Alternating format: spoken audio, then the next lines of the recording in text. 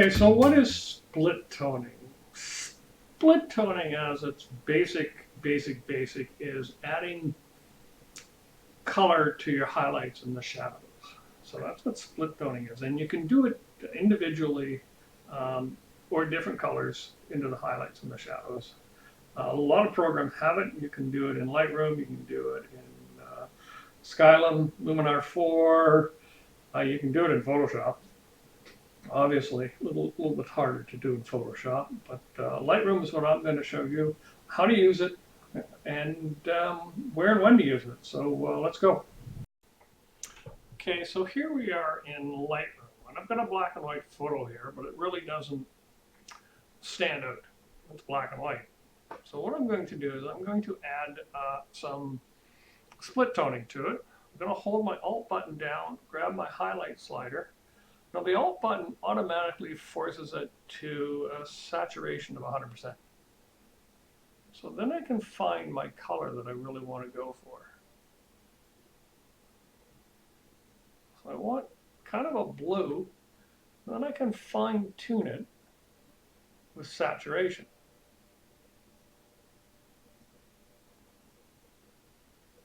And move the balance a little bit. I'm not going to add anything into the shadow in this one, but this is kind of like what I want to be. But I'm going to, just so that you guys can see it, I'm going to move my saturation up a little bit more. So there's the before,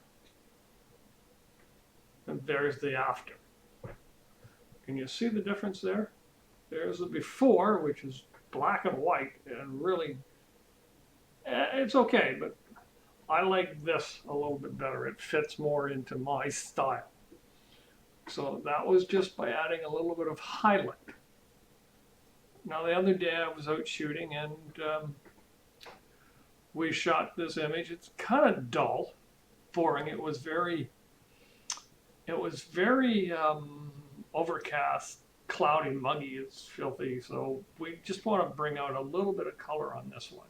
So again, I'm going to hold the Alt button down. It's kind of a black and white. I'm going to find my kind of blue color that I like. And then I'm going to add a little bit of saturation to it. And you can see I don't need a lot, just to give it a little bit of a color to it. And that's probably as far as I'm going to go with it. So that added just a little bit of color. That's kind of an interesting, easy way of doing it. So there's before, there's after. There's before, how dirty and grungy it was. There's after, just by adding some split toning. So those were basically black and white images. Now, how do we use it on a color image? Here's a very powerful, very colorful image. But the sky, to me, is not what I'm liking. I like to see, kind of match this magenta blue color down here up into the sky. Again, the sky, highlights. So I'm going to hold the Alt button down, go way over to that magenta color. So we're kind of in that area. That's full magenta again. I've got the Alt button down. Now I'm going to let it go and play with the saturation a bit. I'm not quite there, I don't think. That's kind of where I want to be. But I only want it in a certain area. So I'm going to bring the balance down a bit. So if you look here, take that right back, that's where I've added it. But if I come down here to the dock, back to the beginning, there's a little bit in here. It's kind of countered it out. But if I look before and after, it's kind of giving my sky a whole bunch more, a little bit more drama. And I'm going to pull the balance down a little bit more.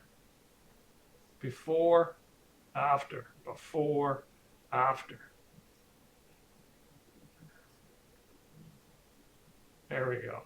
You can see it's not really affecting a lot here, but it is up in that area. Still playing with it.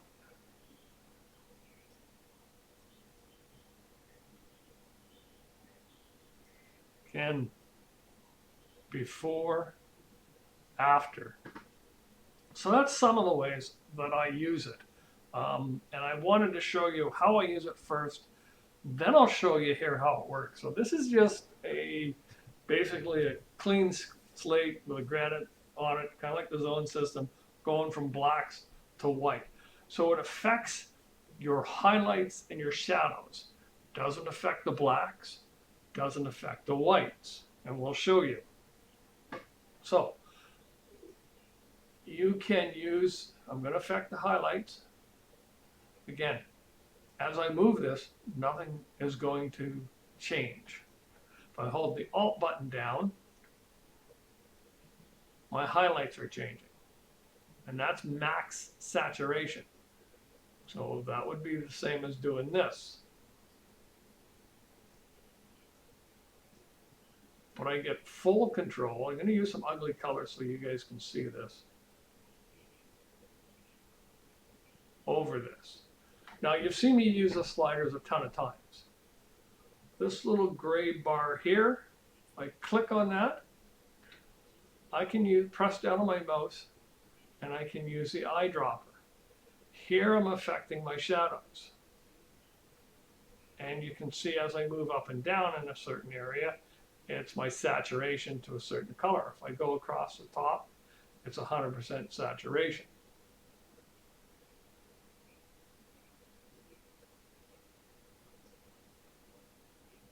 So that's another way that you can actually use the tool. Now balance. I'm going to bring the saturation and the highlights up so you guys get to see it. Excuse me. Now the balance. If I want more of my highlights, I move to the right. If I want more color from my shadows, I go to the darker part and I move to the left. Pretty easy. So I can control how that's going to intersect. Once again, you can notice here in the whites, it's not affecting the whites. It's not affecting the blacks. It's only affecting the highlights and shadows. So those are some of the ways that I use it. That's how the tool works. You can certainly use it in your work. I know it's quite a powerful tool, and it's an unknown tool. So hopefully you enjoyed that video. Hopefully you get out and play with split toning. And we will see you next time on Who Said Photography. Don't forget to subscribe and like the video and share. See you next time.